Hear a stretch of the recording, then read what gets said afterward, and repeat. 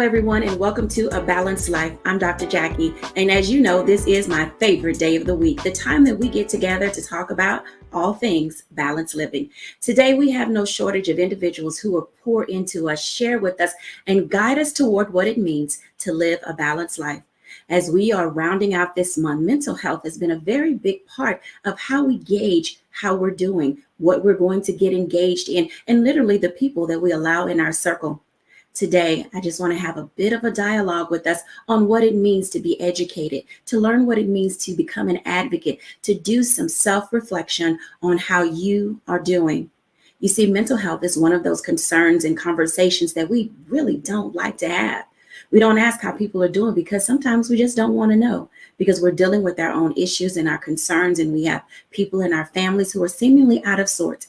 And let me just say, being in this pandemic has brought so many things to light. But today, I am delighted to welcome in our guest who will be with us, Dr. Tierney, Mocha Lee, Pastor J.T. Johnson, Chad Anderson, John Gregory. I am so pleased that all of you are here, and I look forward to our conversation and dialogue. I'd like to bring in all of our guests, and I want to have this simple conversation, this one question that we just don't seem to ask. So everybody, how are you doing? Let me start with Pastor JT because he got that smile on his face like, why are you asking that question, Dr. Jacquie? I'm great. I'm excited about today's show and definitely excited to be a guest in this much needed conversation. But personally, I'm doing great. You're doing great. I would like to say, I'm glad you didn't say fine, because in our world, we always say that fine stands for freaked out, insecure, neurotic, and emotional. So I am happy to see that you are doing great, because we usually give those sort of pat answers when we kind of don't want to get into how we're really doing. So Mocha Lee, how you doing? You know, I would use the word magnificence today. I'm feeling awfully magnificent. It's a magnificent Monday. Tuesday, it'll probably be a terrific Tuesday, on and on. Because it's a mindset. I try to wake up and just, do morning meditations and keep a positive vibe as much as humanly possible, especially because I have to give that same energy to my clients and students all day. So I am actually magnificent. Thank you for being magnificent today. I hope that some of our viewers will be able to adopt that attitude. Did you hear what she said? It's a mindset. Dr. Tierney, how are you doing? So, I'm going to come with a little bit of honesty and transparency here. I'm doing good, but I have been pushing back at some overwhelm these past couple of weeks. Just trying to find my new rhythm, my new life balance, between the weekly recordings for the TV show, being a wife, serving my clients with excellence, drinking my water, adulting. It has gotten really crazy here within the past couple of weeks, but I've been very intentional about finding my new rhythm, being intentional about the things that I need in this new season and finding my new balance. So overall, I'm doing really good and just really being intentional to push back at that overwhelm that's been trying to come and take me down. Thank you for sharing that. I hope that viewers, as you're listening to what we're talking about, honesty, transparency, being able to find your adjective or your verb that kind of fits where you are in this season. Seasons have changed and we're ready to get out and about. I'm excited today to introduce you to Chad Anderson and John Gregory. Now, we will be having a one-on-one with them a little later. But gentlemen, I'd like to ask today, how are you doing? Hey, this is John Gregory, and I just want to tell you that I am happy because I've decided that happiness is a choice and not an emotion. So I'm always happy. Happiness is a choice. I love that. Chad? I can say I'm doing absolutely wonderful as well. To be transparent, have a little honesty, I'm a full-time father of 5, and I also help run this wonderful agency in 17 different cities. So I definitely always am searching for balance and making sure that I keep that mindset, as you all have said earlier. Thank you for sharing. Okay, audience. So when you're watching and you're typing in the thread, please share with us how you're feeling as you're watching the show. I want to tell you that it's extremely important that we open ourselves up. Let me tell you, our new normal is fluid. It's going to be ever changing. And as we go through each and every day and we're monitoring our emotions and doing some self-reflection, it will push you to the point, sometimes to the brink. When we're back after the break, I want to talk to our guests about what does it really look like to move into this new normal, but also how as a society are we handling what it looks like moving through this COVID pandemic, when we're back after the break.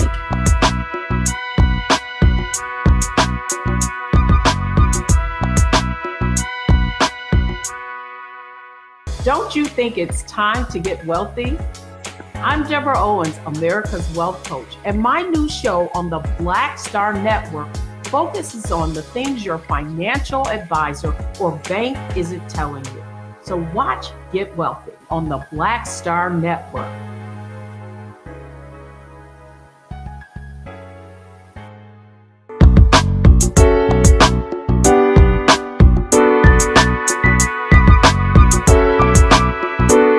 Welcome back, everybody. This is Dr. Jacquie of A Balanced Life here at Black Star Network. And you know, this is my favorite time of the week, and we are talking to our guests and our contributors today about what it means to strive through mental health. You know, we could not do our show the way that we do our show if we ourselves were not vulnerable, transparent, honest, and open about what we really face day to day. And so I want to start off with Mocha Lee, because most of you know that sometimes it's hard to get back into that rhythm of fitness, to get into that space of wanting to work out. And heaven forbid, if you're a person who doesn't like to go outside or your allergies prevent you from doing so, that can weigh on you mentally. Hey, Mocha Lee. Hey, yes, indeed. I'm glad we're talking about this. It's always relevant, always relevant. You know, that relevancy comes in many forms. And, you know, my question for you today is people are considering, you know, their impact on the mental health and having been in for almost 2.5 years.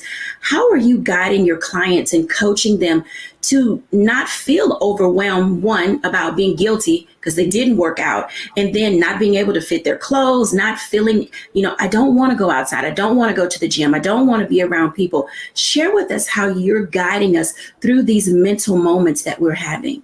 You know, baby steps are always important because just like, you know, we've heard if that word overwhelm is something we kind of want to avoid. So I always explain to people, you really have to be patient with yourself. You really do. And you have to be encouraged because believe it or not, the research shows that actually just 1 hour, believe this now, 1 hour of exercise per week is related to signs of improved mood, lower anxiety, lower stress. And that's just 1 hour. So at least that's just saying, hey, at least get up and move a little bit. And if you want to stay in your house, I'm not mad. You might have some stairs, go up and down the stairs or just go up and down the hall. If you're pumping your arms and your heart rate gets up, that's the whole idea. You want your blood to flow. You want your body to say, wait a minute, is this exercise? Like, am I really getting some of the endorphin? You know, the endorphins are the feel good chemicals that really help your brain. And your brain just benefits so much from all the chemicals that come around when it comes to exercises. There's serotonin and dopamine and all those chemicals that really at the end of the day mean, hey, movement for your body is also good movement for your mind. And it's the breath too, just learning how to breathe and get that oxygen uptake to your brain. All of these things help our mental health. And I definitely, every day, I at least have one client where I try to push a little bit, like, come on, I bet you could do a little more if you wake up a little earlier. But then I have other clients whose plates are full, just like all of our guests today. So busy that I say, you'd be surprised how if you sneak in a little 5 minutes here and 10 minutes there, it still all adds up to big benefits. Thank you so much for sharing that, because in this segment, while we're talking about mental health, there's that big component that's related to the physicality of it. Now, when you're not able, okay, so I'm a modification girl. And for those of you who do not know what that means, I'm going to have Mocha explain that to you guys, because there are times when we think physically we have to go hard. We've got to get it in. We've got to do it like everyone else. But the reality is, as we're aging and as we're feeling certain aches and pains, our bodies don't move the way they used to move. So can you talk to us just a little bit about modifications and physical health that can help us alleviate the guilt from not being as mobile as others? Phew, man, that's, you hitting it on the head because I'm a former athlete. I trained some people who are former athletes. Even if you weren't a former athlete, you just remember back when you could do a lot more. And we have to just come to the realization that it's okay now if we can't do as much. It's okay. Your mind is saying, no, I think I can still do all the squats and all the sprints and all the high intensity stuff. But really your body is saying, no. You take it down a notch. And the word you use is modify. Modify the movements so that you're not injuring yourself or causing harm, but still getting mental benefits. So for example, I can give you two examples. One would be a strength example. So if you go to any fitness classes or deal with personal trainers, we all want to make you guys do squats and lunges and all these things that they do help your lower body, but they might not be friendly for your knees, right? So then there are modifications for that. And I think you and I have even done moves where you take an ankle weight, put it around your ankle, and do some moves on the floor where you're just doing leg lifts, which is safer for your knees. That's a modification. I have a lot of people who like being outside and jogging or running. Guess what? Again, not too friendly on the knees, maybe not friendly on the lower back. I always suggest them, how about getting in the swimming pool? Does anyone know that the water is like awesome workout, good for your joints, no impact on your joints. So a lot of times I just try to sneak in an introduction, just an idea, like maybe try to go to the pool or, just make small changes is really the whole idea of a modification. Make it yours. Make your exercise your own. And even this morning, I'm not kidding you, there was a workout that I led where some of the people were doing high knees, but your girl was just doing a regular old knee lift. Because I already know, I just have to appreciate where I am and know that I will still get benefits even if I'm not doing hardcore moves. So, Thank you for sharing that, because I'm not a hardcore move person, and I don't know if any of our other guests are. But I do want to bring in Pastor J.T. Johnson into this conversation that we're having, because he has done something quite amazing. And I don't know if he'll want to share. But in addition to physical health, how we eat, our health and nutrition plays a very big part in what we do. And I'm going to say, Pastor J.T., you astonish me. I'm going to let you share your story with our audience. And I don't know if this was a mental design for you, but your weight loss and how you carried your grace for the rest of us who were watching your process, you gave us all hope and inspired us. So share with us a little bit about what you did and your organization that is helping other people find their pathway to mental health through diet and exercise. Thank you. This is a welcomed conversation. Being a pastor, I take it upon myself to ensure that everyone that I come in contact with is directed to the source. They know who God is. They have a relationship with him. But sadly enough, it's a lot of church people that go to church every Sunday, and they have a death plate immediately following 11 a.m. worship, and then they ask God to bless it. But one of the things that I have really taken upon myself is to look at a holistic approach. That it's not enough for us to come to church every Sunday and pray for God to bless us immensely, and then we're not taking care of the one thing that we have that he has given us charge over, and that's our body, our temple. So I went on a journey again. I joked this morning. Matter of fact, I sent out a Momentum newsletter every Monday. And just this morning, I sent out a blog that I just wrote about the danger of skipping meals. And I learned that because in quarantine, when I had some extra time, I became a certified personal trainer. And I saw that eating actually helps stimulate your thermogenesis. Starving yourself slows down everything.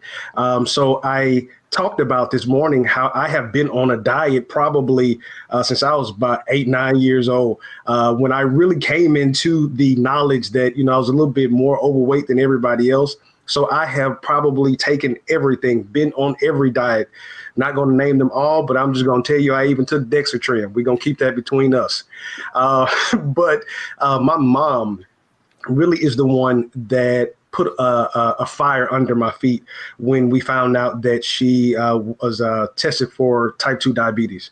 And when I heard the news, she needed an accountability partner as she was about to change her diet. Now, my mother and father are from East Texas, and Daddy still needed everything, fried and have a piece of bread with every meal. So I told Mom, I say, hey, I'm gonna be your accountability partner. And I think I continued on and she stopped. But over the process, I lost over 100 pounds, was my highest. I was about 312. And now I hover around about 205, 210. And I have really changed my eating habits. But thinking about what Mocha just said about modification, I was patient enough to allow my body to adjust to the process that was happening. So I didn't just go cold turkey. I am a vegan now, but I didn't just go cold turkey. I started to remove red meat. And then I started to, my next step was removing chicken. Then my next step was removing fish. And then I became a vegetarian and now I'm vegan. And that happened over the course of about 3 years. So I didn't go on a fad diet. I didn't lose 20 pounds in 19 days like the weight loss gurus would advertise. It was about a pound a week, and it was real slow. But I believe that's the reason why it's been easy for me to maintain it. And when Mocha mentioned about modification, if I can just drop this, that is a holistic word for everything in our lives. You're not forced to continue to do the same thing that you did yesterday just because you did it yesterday. Even if it worked yesterday, it may not work for today. If you will give yourself the space and opportunity to modify some things, to change some things in your life, that may be a step ahead in your own mental health. There are some people that are trapped in the good old days of yesterday, and they're not even giving themselves an opportunity to appreciate the joy that is ahead of them because they're trying to duplicate something that was for last season. Thank you so much for sharing that. I want to drop us out now into a break. But when we come back after the break, I want to share just for a few moments before we go into break some of the things that you may have heard. Oh, my goodness, the good old days.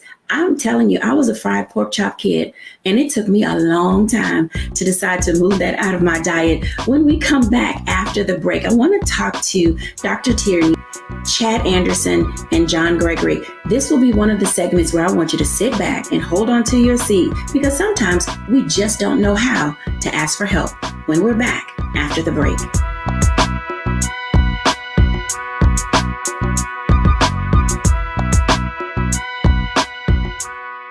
Pull up a chair, take your seat. The Black Tape with me, Dr. Greg Carr, here on the Black Star Network. Every week, we'll take a deeper dive into the world we're living in. Join the conversation only on the Black Star Network.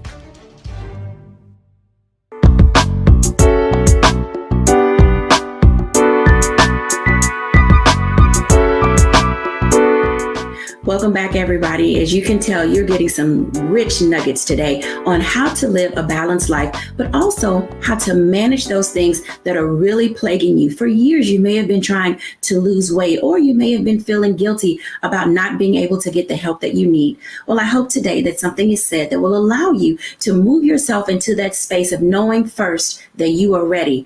Let this season that we're moving into be the time that you give yourself grace. And you've heard about giving yourself patience, but also using modification as a means to be able to not only level up your life, but being able to ask for help. I want to talk for just a few moments now to Dr. Tierney, because some of the work that she does with her clients teaches them how to level up. And then we're going to have a one-on-one with our special guest from aawellness.org. Hey, Dr. Tierney. Hey, Dr. Jacquie. How is it going? I know I asked you that already, but I feel like I have to keep checking in on you, because when you said life overwhelms you, I know how busy your schedule is, and I've added this additional thing to your plate, and you handle it with such grace. When you think about the mental stigma behind asking for help, what is it that you teach or tell your clients in how to be able to move the needle of their lives? Well, The first thing I always tell my clients and tell anybody, no one levels up alone. We think that we can get to that next level on what I did and my own work and the sweat of my own brow, but everybody needs help. And so one of the first things I like to do is unpack why are we reluctant to actually ask for help. A lot of times it's because we don't want to look like we don't have it all together. We don't want to look less intelligent. We don't want to look weak. Or it's that we don't want people all up in our business for fear that they will spread our business. Or we don't want to owe anybody anything because we don't want nobody saying nothing about what they did for us, or it's just plain old pride. And so if you find yourself in a position where you're thinking you might need help, but you're not sure of, should I ask for help? I want you to first do a self-check. And if in that self-check, any one of those things that I mentioned popped up, pride, you're not sure if somebody's going to spread your business or anything like that, what we typically do is we will not ask for the help. And that's not what we need to do. We still need to ask for the help. But the question is, who are you asking for help? Because you don't want to ask the wrong person for help because, your business might get spread in the street, or they might hold it over your head. So you want to pray and say, okay, well, Lord, who is the person that you are inviting with me on this journey? It might not be sister so-and-so. It might not be cousin such and such. It might be a coach. It might be a therapist. It might be a fitness trainer. It might be a family relative, but making sure that we are asking for the help and not holding ourselves and becoming a self-sabotaging roadblock, getting in our own way of us getting to that next level of success because our own pride is getting in the way. Thank you for sharing that. Scripturally, pride comes before the fall, or pride goes before the fall. And sometimes getting out of our own way, Dr. Tierney, is something we have a difficulty doing. What are some of the signs that you can share with us when people are in their own way, like self-sabotaging? I'll start with that one, self-sabotaging. And so self-sabotaging is basically where you are doing actions that are the exact opposite of the goal that you want. So let's say your goal is to save $100, but then you turn around and spend $100 on a pair of shoes. That's a self-sabotaging action.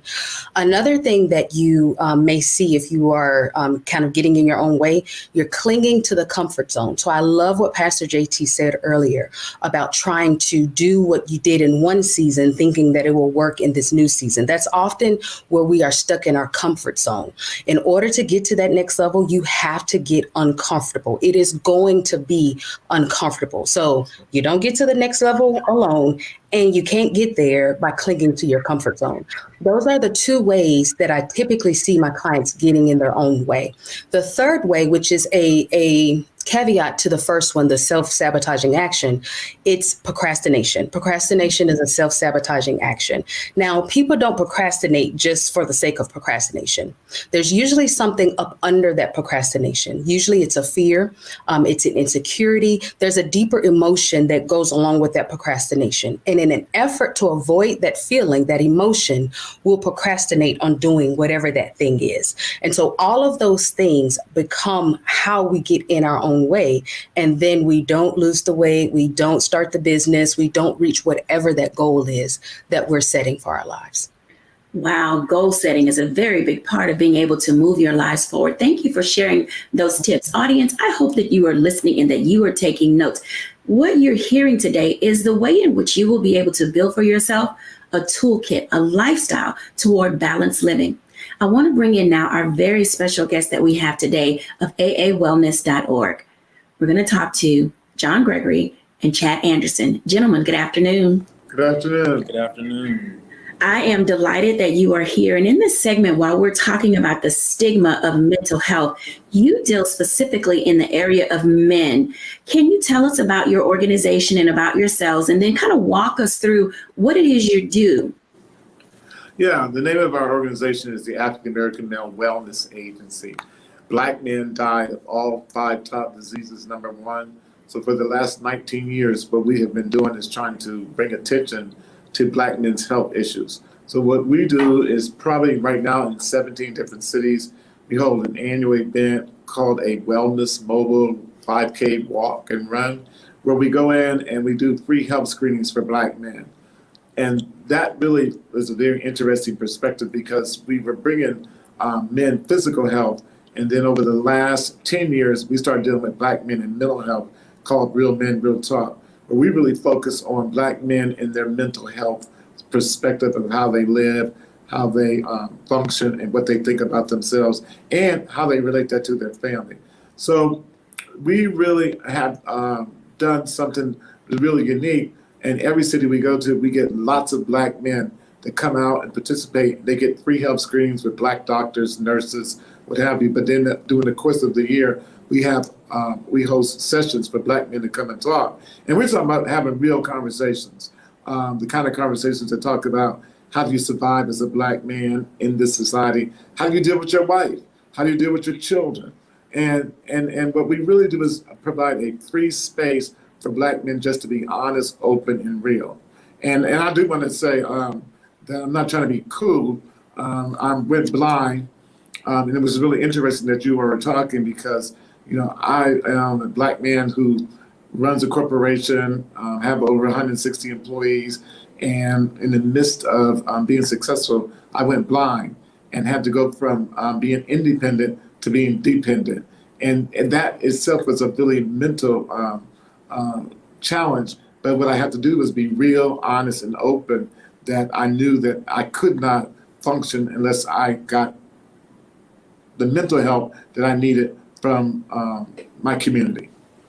Thank you for sharing that, because I know people were probably sitting there thinking, why does he have on sunglasses? But I already knew this. I didn't know the story, but I understood that you were blind, and I appreciate your honesty and transparency, because oftentimes you said the word dependability. And as we already talked about, pride goes before the fall. Now, Chad, you work very closely with John, and in his being vulnerable and having to depend on others, how do you see that as a benefit for other Black men to say it's okay to ask for help as long as you ask the right person to be your helper? Absolutely. I'd like to think that my relationship with Mr. Gregory and I is like a Jonathan and David relationship.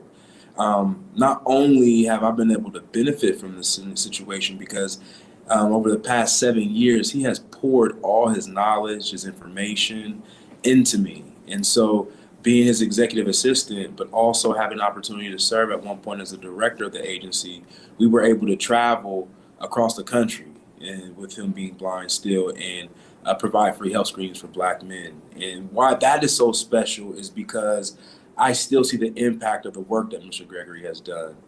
Every time we have our free screenings, we are sending men from our screening pavilion to the emergency room. There's men that are sick and don't even know it. And so to have the honor of being able to navigate through our culture, through our country, to help save Black men's lives with the knowledge and such good reputation that Mr. Gregory has been a blessing, not only to myself, but also to my family too. Thank you for sharing. I'd like to bring Pastor JT into this conversation, because sometimes faith and mental health and asking for help and the stigma that goes with it, they don't match up too well. So can you talk for just a moment as we're listening to Chad and John share with us how they have this amazing resource in 17 cities for people to come to? As a pastor and church leader, why don't men seek help? Wow. Well, first of all, I want to thank you all for your great work. It is definitely needed. I made a statement yesterday, a series that we're going through this month is talking about table conversations. And I'm preaching on some hard conversations, some hard truths that typically is not discussed over the pulpit. And yesterday I made a point while I was preaching, and I had to stop and kind of flesh it out. But I said a lot of people don't open up and talk because they have confession trauma. And when I said it, I had to stop and kind of work through it. But my definition that I came up with yesterday is a person who opens up, who talks, who confesses, who says I'm hurt, who says I need help. But then someone else told them, no, you're not. Be quiet. That's not real. Then there was a callus that was created over that.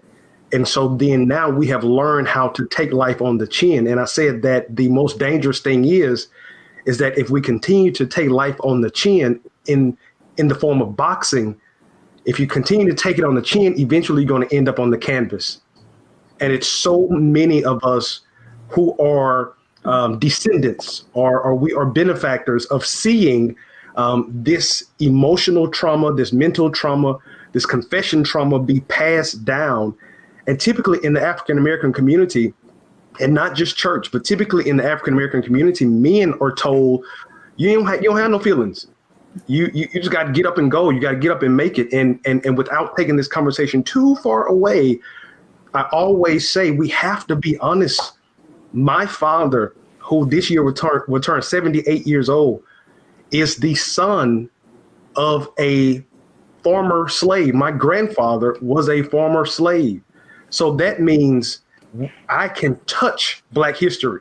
My father grew up on the backside of Newton County, Jasper, Texas, where there was white signs, white only, Black. And so if we think about that trauma, we are just a generation away from where we didn't have an opportunity to say we were hurt.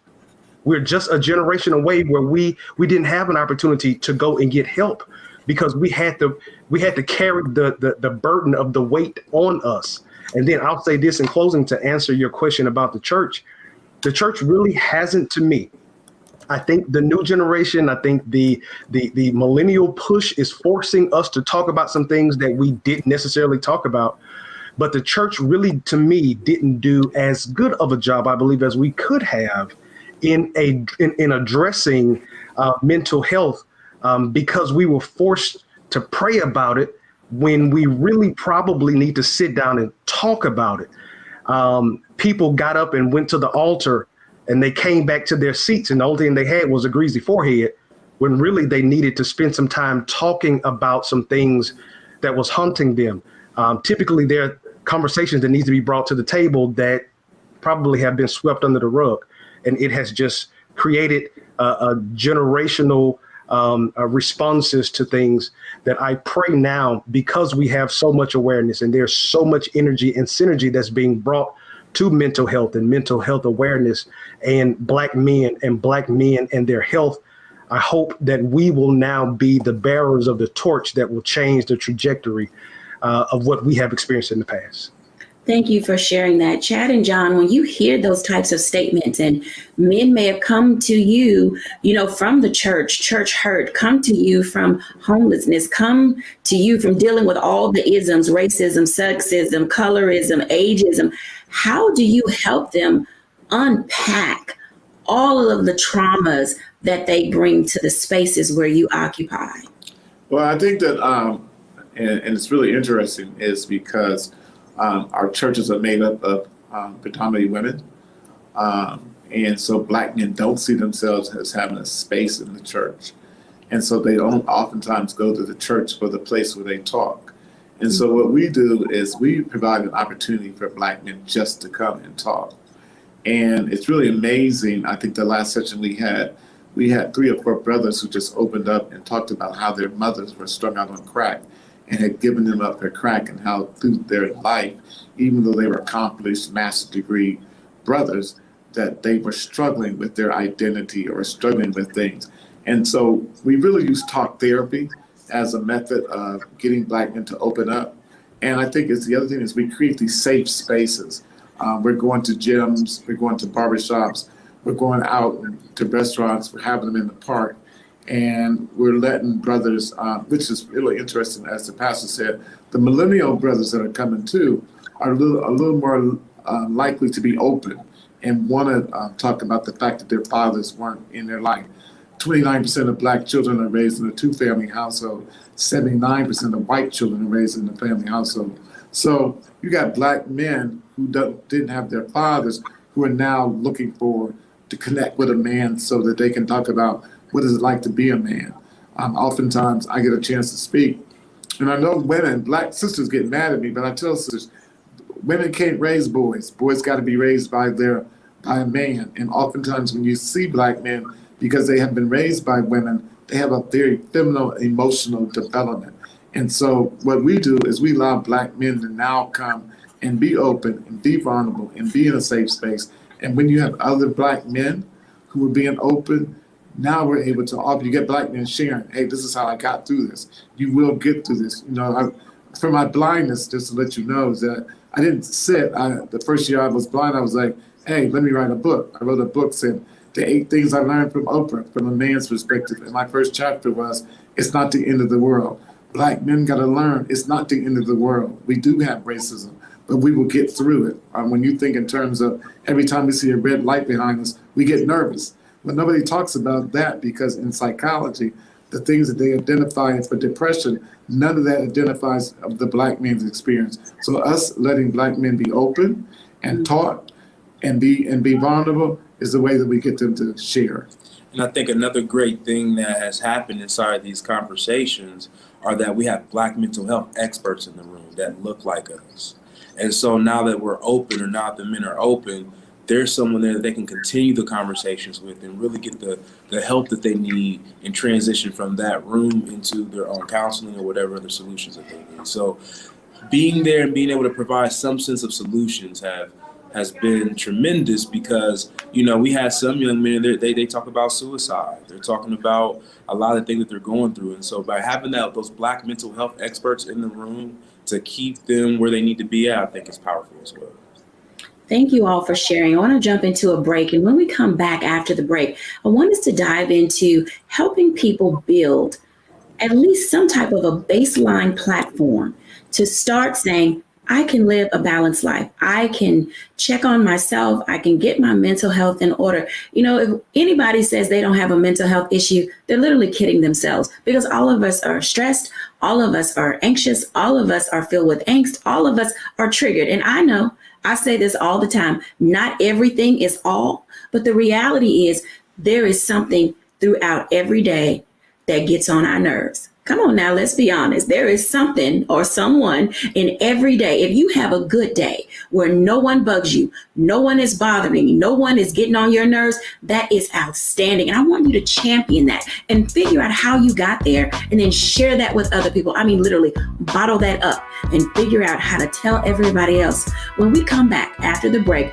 we're going to hear from everybody because we want to get a few tips and tools that we can take along on our mental wellness journey. When we're back after the break.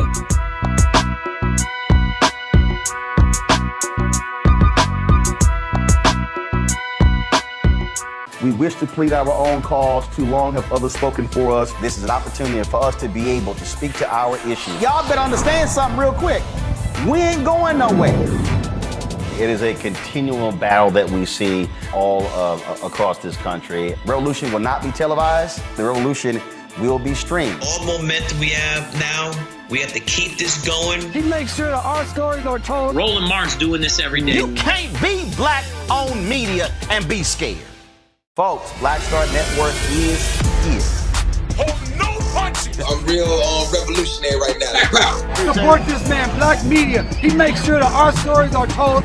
Thank you for being the voice of Black America, Roland. Stay Black. I love y'all. All momentum we have now, we have to keep this going. The video looks phenomenal. See, this difference between Black Star Network and Black-owned media and something like CNN. You can't be Black-owned media and be scared. It's time to be smart. Bring your eyeballs home.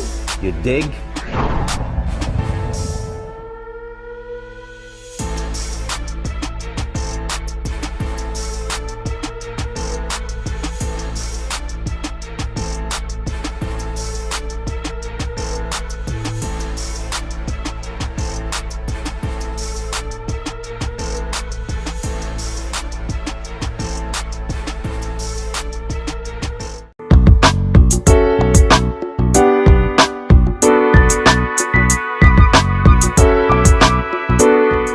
Welcome back, everybody. Come on, bring them all in. I'm good. We are here. We are ready. Thank you, everybody, for such a stimulating conversation. Oh, my goodness. I was like, I don't want this to end. I don't want this to end because it's been so rich. And I know that our audience will enjoy. So we have about 10, 15 minutes left in our conversation. I really want to do a round robin because we've heard a lot. And I know you all have a lot to add. So I'm going to start with Mocha. So, Mocha, what do you have to say for our audience who is trying to figure out where to start? Now, this can be mental, physical, relational. Where would you say is a good place for people to begin and then move us into some type of fitness journey that can help us stay in that positive space? So I like it. I like what you're saying. And you know, Dr. Jackie, I have to share that we've had mornings with Mocha, and I bring that up because in terms of your mental state, it's all how you start the day, honestly. And it took me a while to realize how important the way you start your day is going to set the tone for the whole rest of your day. And I used to be the person that would literally roll out the bed and just be like, I gotta hurry up and get with clients. Or now as a mom, I gotta hurry up and get the kids to school. But I realized I have got to have morning meditation. So just quote that. Mocha mentioned morning meditation because even if it's only 5 minutes, I'm telling you, it really helps me get my head together, and meditation means different things to different people. So I used to always feel like my morning prayers were meditation. And I would say, wake up and say, thank you, God, for this day. And thank you that I'm, going to have a great day. And, but what I learned recently is that you can pray, but you can also just sit in quiet and listen and see if God is going to give you some direction on the day. And especially if it's physical, you can be honest and say, God, I'm tired this morning, but I'm thanking you in advance for the energy to go ahead and go on this little morning walk that I need, because I'm going to get some good vitamin D from that sunshine. It's going to help my mood. And, you just have to think. It's really about, I believe that it's about thinking positive. And I learned also in my morning meditation that I personally have to do positive affirmations, because I always feel like there's too much to do and too little time every day. That is honestly how I feel. So instead of staying in that space, I just confess, I just say, hey, I do have time. Thank you, God, that I have enough time. I can create time. This is going to be a good day. I literally just believe that the more you put the positive out there, the more it's going to manifest. And then in terms of the fitness, how do I just get consistent? I have a lot of clients who start a routine, and then for some reason they just start to slide on down. And it's because it's hard. Come on, let's be honest. It's hard to stay consistent on any type of exercise routine. But if you find something that you like, you're going to stick to it better. And I've noticed, I have a couple clients who, believe it or not, they just like dancing. They will throw on a song and just, move and groove. And movement is what counts. It doesn't have to be, and some type of official workout that you've heard about, like a HIIT workout or a Zumba workout. It doesn't have to be anything that you've heard that's popular. It can just simply be a walk. And I always encourage the walks, because I'm telling you, the walks are beneficial, especially now that we're in the season where the weather is pretty decent in most parts of your viewers' areas. But just get out and walk and talk, talk to someone else, because that's always great. Like we said, you need to have someone else keep you accountable, walk and talk. Walk and meditate, but do it in the morning. You know why? Because if you wait, if you procrastinate, as Dr. Tierney said, you might not ever get back to it. So most of the people I've trained over the 20 years in my personal training and fitness career, those successful ones wake up and get it over with. So that's my advice. Yeah. Well, and I try to practice what I preach too. I try so hard. Yeah, practice what you preach, Mocha. Practice what you preach. I appreciate that. So the first thing on you guys' list that you should have written down was set the day with time for yourself. Whatever that may look like, set the time for you. Pastor JT, what you got to say for him? Wow. I want to piggyback off of something that Mocha just said about those affirmations. You have to really be careful about what you say. I spoke and I talked at Eisenhower High School in Houston just last week, and I talked about the power of I am. And whatever you put behind that am, that's what you're going to create. So whatever you're seeing, if you're not seeing what you want to see, then you have to say the opposite. So if you're sick, I am well. If money is not flowing the way you want it to flow, I'm living in abundance. You have to speak those things. But as far as mental health is concerned, one thing that I will say is, and I think it goes without saying, but I have to say it, you are in control of you. A lot of people, their mental health is bound and attached to someone else, maybe someone else's opinion, maybe someone else's thoughts, maybe feeling that they have to show up for everybody else. And so many times, a lot of people show up for so many people that they forget to show up for themselves. You have to make you a priority. And in making you a priority, there are some words that you may have to say that you haven't said in a long time. And one of those words are just 2 letters, no. There may be some no's that have to come across. I can't go out this week. I don't want to go out. You don't have to make up anything. Take some time for you. Self-care. Unplug that phone.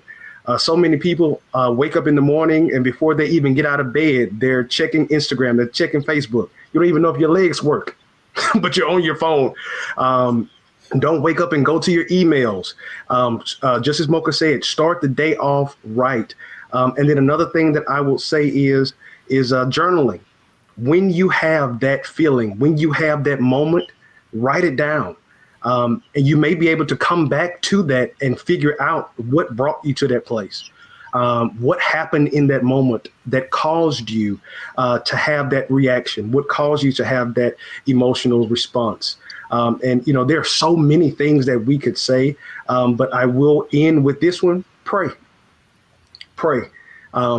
I believe in the power of prayer. Man, I actually wrote a book about prayer called I Pray. But I believe that prayer has such a centering effect that when we talk to God, he has a way of calming us in some of the most chaotic moments. And then before you know it, you think you're talking to God and you end up repeating things back to yourself. And the same words that God would tell you, he brings it back to your remembrance so you can encourage yourself. So that's my spiel on that.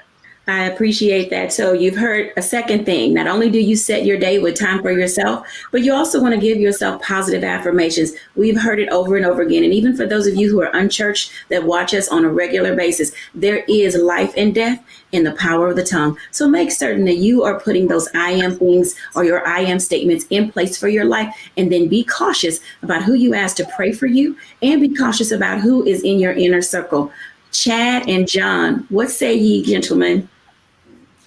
I would say for me, again, I wake up in the morning, and even though I'm blind, I look in the mirror and say, I am great. So I start my day off with, I am great. And the other thing is, what I try to teach people is this, and make it lively in their life. It's not the end of the world. No matter what you're going through at that moment in time, it's just a moment in time, and it's not the end of the world. People go through all kinds of things. They recover, they get over it, and sometimes it's a door for a new opening, a new place in your life. So sometimes it's a tragedy, but that tragedy becomes into a whole new walk of life for yourself. So just always know it's not the end of the world. I think that's very good. I think for me, one of my key components that I try to live by is my association. At 1 Corinthians 15:33, it says, bad association spoils useful habits. So try my best to surround myself around people that are adding value to my life. That's rich right there. You hear that, everybody? Your number 3 and number 4 are start with the I am great statement, as John has stated. I mean, honestly, he told us that he was blind. It happened during the midst of all of his success. It hasn't changed him. It hasn't caused him to say, oh, I can't do this great work anymore. Because clearly, he who began a good work in you is faithful to complete it until the day of completion. And so it's important that we begin to identify and recognize that our situations in life don't determine necessarily our outcome and end results. But then also, as Chad stated, you have to watch your associations. Watch your associations. I'm going to say it again. Watch your associations. We've talked before on this show about nature versus nurture. And oftentimes the people around us can cause us to get into situations that have been difficult to undo. But then there's some times where we have really good associations and those people are able to pick us up and push us along the journey that we're supposed to be on so that we can say that I am great. Dr. Tierney. So I'm going to expound on exactly what you were just saying, Dr. Jacquie, and what Chad said, your associations. So most of us have heard of an amen corner. But we haven't really heard of an accountability corner. Now, these are the people in your accountability corner that you trust, the people that you don't have to hide from, the people that if you say, oh, I'm fine, they can hear it in the sound of your voice, in the look of your eye, and in your disposition, that something's not quite right.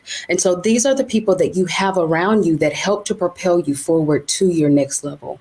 We often get comfortable in our amen corners because we just want to hear, yeah, girl, you fine. Don't worry about it. No, that was my, and just to get that validation. But in our accountability corners, yeah, they'll validate us when we're right, but they'll tell us when we're wrong. You know, these are the people that we have absolutely no problems going to for help. Now, our accountability corners might not be comprised of the people that we know or in friendship or relationship with. So it might not be your mom. It might not be your sister. It might not be your cousin or your best friend. It might be your coach. You know, it might be your therapist. It might be your pastor. So my advice is to find your accountability corner, and allow yourself, give yourself permission to be vulnerable in those spaces so that you can get the help that you need, so that you can get to the level that you desire. Thank you so much, Dr. Tierney, and everyone for sharing. Let me just give a small recap of what you've heard. These are your top 5 ways in order to begin to put a foundation for yourself in living a balanced life. Number 1, set your day with time for yourself. Number 2, give yourself positive affirmations. Number 3, know that you are great. And number 4, watch your associations. And then number 5, get you an accountability corner. When we come back after the break, I'll do my reflections.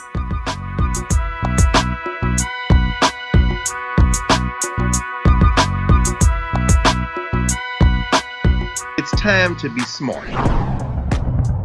Roland Martin's doing this every day. Oh, no punches! Thank you, Roland Martin, for always giving voice to the issues. Look for Roland Martin in the whirlwind, to quote Marcus Garvey again. The video looks phenomenal, so I'm really excited to see it on my big screen. Support this man, Black Media. He makes sure that our stories are told. See, there's a difference between Black Star Network and Black-owned media and something like CNN. I got to defer to the brilliance of Dr. Carr and to the brilliance of the Black Star Network. I am rolling with Roland all the way. Honored to be on a show that you own. A black man owns the show. Folks, Black Star Network is here. I'm real revolutionary right now.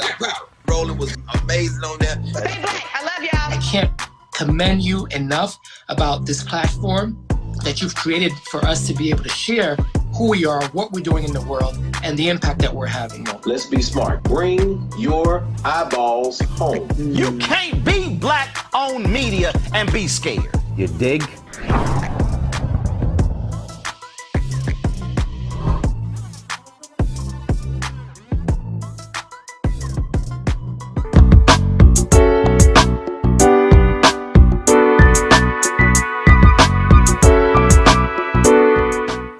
Welcome back, everyone. As you can tell, our guests and our panelists and contributors today have given you some tips and nuggets that you can use for everyday life.